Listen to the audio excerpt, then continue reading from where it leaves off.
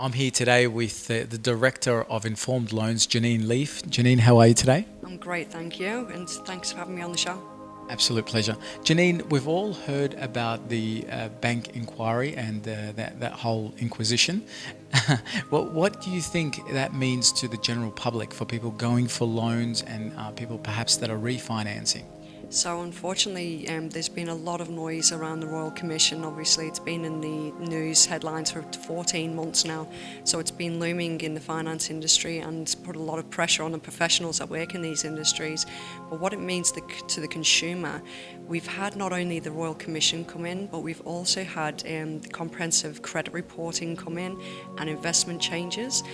The lending landscape has changed, so it's super tight. So what you used to be able to borrow is actually reduced by quite a substantial amount. So all of this scrutiny that the industry has been put on has actually put a lot of pressure on the consumer and how they can lend money. So in terms of being able to borrow money, your maximum borrowing capacities have changed and policies have become tighter.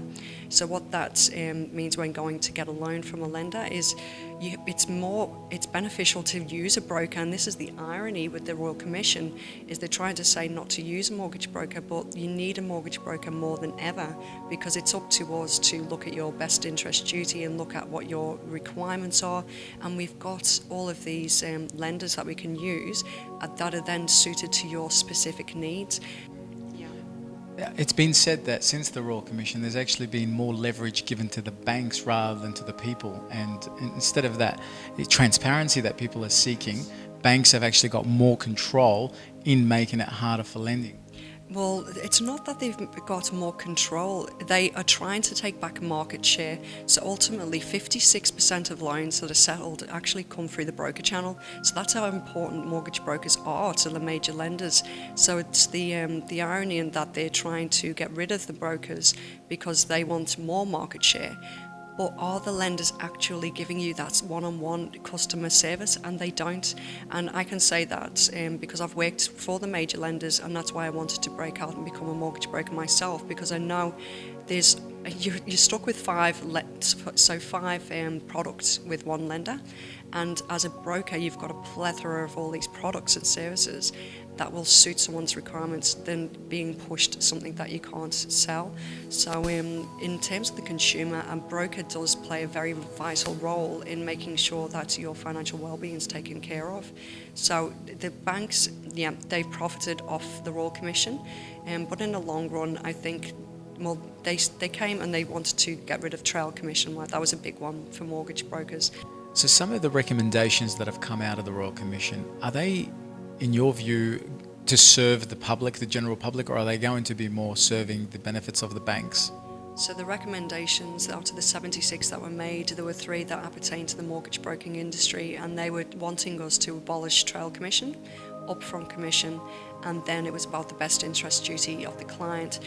The best interest duty was about looking after the client's needs, which has always been apparent, but obviously they believe that the trail commissions created an environment where people weren't looking after the client's needs. So moving forward, if trail commissions are abolished and upfront commissions are abolished, what that means to the consumer is that they may now have to pay an upfront fee to get a mortgage broker's services. Now that's to detriment of the consumer, because ultimately mortgage brokers are free at the moment. They're paid by the lender, and they've got all of these lenders to choose from, and then they choose the one that suits the client's needs, and then they're paid for those services. So it's a model that suits the client's benefits at the moment.